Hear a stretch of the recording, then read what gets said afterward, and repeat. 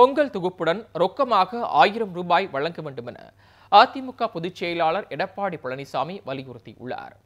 இது தொடர்பாக அவர் வெளியிட்டுள்ள அறிக்கையில் இந்த ஆண்டு பொங்கல் தொகுப்புடன் 1000 ரூபாய் வழங்க வேண்டும் எனவும் குறிப்பிட்டுள்ளார்.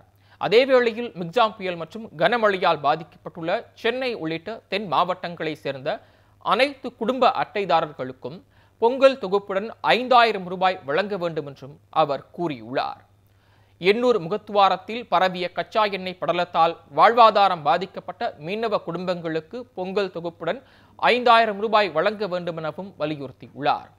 பொங்கல் பரிசு தொகுப்பில் வழங்கப்படும் கரும்புகளை இடைத்தரகர்கள் இல்லாமல் நேரடியாக விவசாயிகளிடமிருந்து கொள்முதல் செய்ய வேண்டும் எனவும் எடப்பாடி பழனிசாமி வலியுறுத்தியுள்ளார்.